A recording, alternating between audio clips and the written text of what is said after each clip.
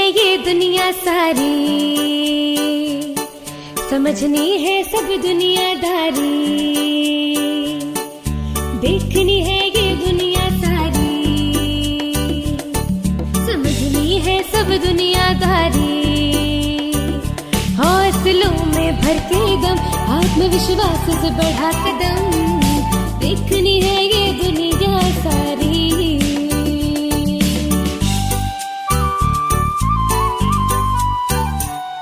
जमीन से भी आसमां से भी करने चली हूँ मैं यारी, भरनी है उड़ान, लिखनी है खुद की पहचान, भरनी है उड़ान, लिखनी है खुद की पहचान।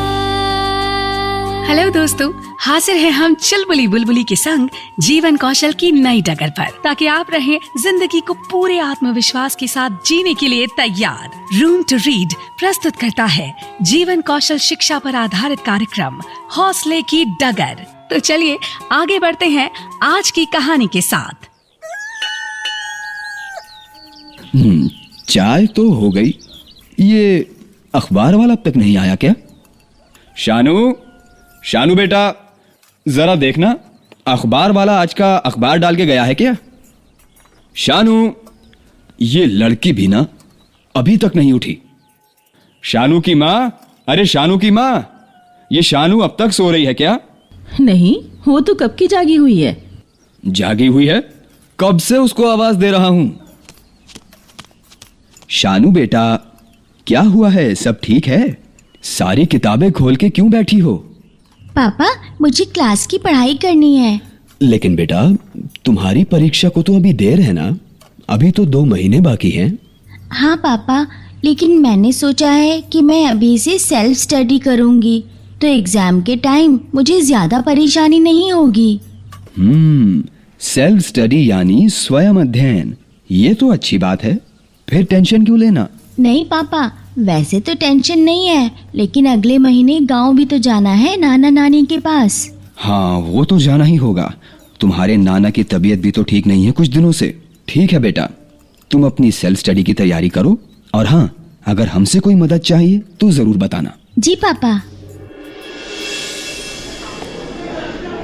और शानू, क्या हुआ? क्या सोच रही है? तुम अपनी पढ़ाई को लेकर चिंता में थी ना? हाँ चुलबुली, सेल्फ स्टडी के लिए मैंने अपना टाइम टेबल तो बना लिया है।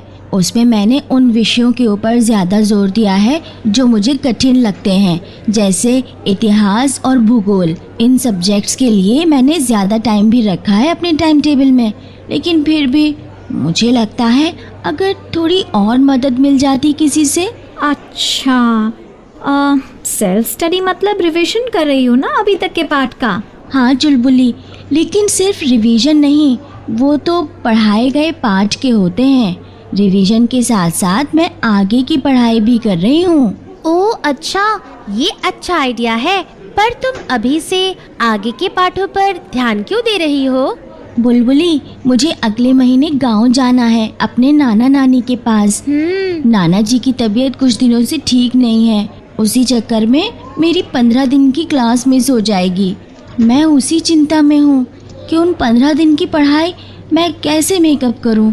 टाइम निकालती रहूँगी तो पीछे नहीं जाऊँगी वापस आने के बाद। हाँ शानू, तेरी तो क्लास मिस हो जाएगी बहुत दिनों की। तुम एक काम करो, अपनी टीचर खुशबू मैम से मिल लो। वो शायद तुम्हारी कुछ मदद कर पाए। हम तो सिर्फ तुम्हें नोट्स दे सकते हैं। हाँ अच्छा, क्लास खत्म होने के बाद मिलती हूँ।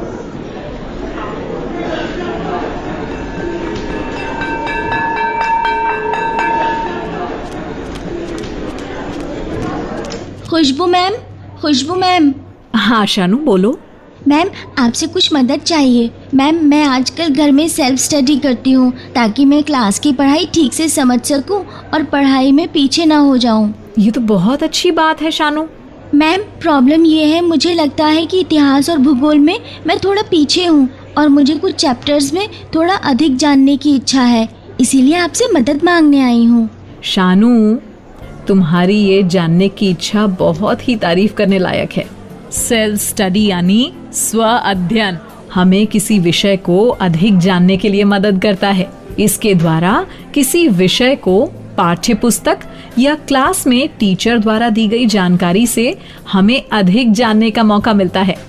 मैं तो सभी स्टूडेंट्स को सेल्फ स्टडी करने के लिए प्रोत्साहित करती हूँ ताकि वे उन विषयों को और अच्छे से जान पाएं, है ना? हाँ मैम, और मैम मैंने एक टाइम टेबल बना लिया है। मेरे कठिन सब्जेक्ट्स हैं यानी इतिहास और भूगोल, इनके लिए ज्यादा टाइम भी दे रही हूँ मैं, लेकिन हो नहीं रहा है। ये तुमने सही कहा है कि कठिन सब्जेक्ट्स को एक्स्ट्रा टाइम दे रही हूँ। एक काम कर सकती हूँ, मैं कुछ बुक्स बता रही हूँ जिनमें आने वाले चैप्टर्स को विस्तार में बताया गया है। वो स्कूल की लाइब्रेरी में मिल जाएंगी। हाँ, बाकी कोई चैप्टर बिल्कुल समझ नहीं आए तो क्लास के बाद पूछ सकती हो, ठीक? जी मैम, थैंक यू। अच्छा सुनो, कल अपना टाइम टेबल लेके आना, ठीक? जी मैम। चलो जाओ। लिखनी है खुद की पहचान। खुशबू मैम, ये लीजिए मेरा टाइम टेबल। हाँ लाओ। इतिहास और भूगोल पर ज्यादा समय दे रही हो, ठीक है? सब कुछ तो तुमने अपनी समय सारणी में डाल रखा है, पर ये सब सिर्फ तुम्हारी पढ़ाई के लिए है। तुम्हारे खुद के लिए तो टाइम ही नहीं है। हाँ, मैं कुछ समझी नहीं मैम। तुम्हारी समय सारणी में सांस लेने की भी फुर्सत नहीं है तुम्हें। मेरा मतलब यह है कि तुम अभी सिर्फ पढ़ाई और पढ़ाई पर ही ध्यान दे रही हो, जबकि पढ़ाई के बीच में छोटे छोटे ब्रेक होना बहुत ही जरूरी होता है। अच्छा मैम।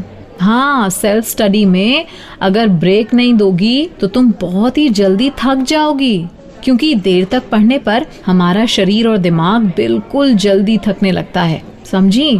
फिर मुझे क्या करना चाहिए मैम? तुम अपनी पढ़ाई के बीच बीच में 10-15 मिनट की ब्रेक लिया करो और इसमें कुछ समय अपने पसंदीदा काम के लिए रखो, जैसे दोस्तों के साथ बात करना या उनके साथ खेलना, अपने परिवार के साथ समय बिताना या कुछ और मनोरंजन भरा काम करना, जैसे टीवी देखना या रेडियो सुनना या कोई कहानी की किताब पढ़ना, है ना? जी मैम। इन सब के साथ साथ एक चीज और सुनिश्चित करने की है कि सुबह उठ के नियमित व्यायाम करना और संतुलित आहार लेना नहीं भूलना।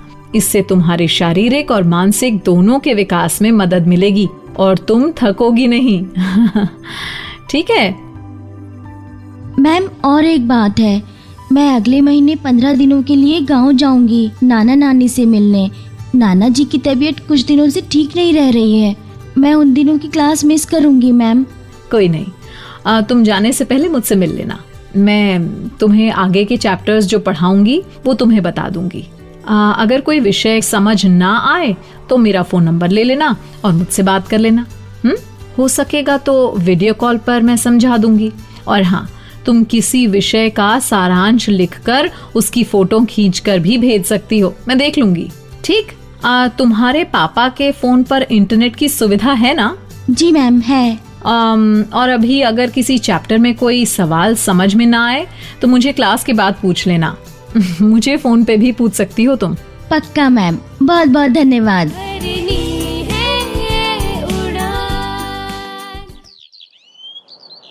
पापा। हाँ शानू बेटा, बोलो। पापा, आप अपना मोबाइल दो, मैं अभी इंटरनेट का पैक डलवाती हूँ। अब मेरी क्लास गांव में भी लगेगी। तो दोस्तों, आज के एपिसोड में हमने क्या जाना? स्वयं अध्ययन के साथ खुद के लिए भी समय निकालना जरूरी, तब ही है तैयारी पूरी। भरनी है उड़ान, लिखनी है खुद की पहचान। प्रस्तुति रूम टू रीड।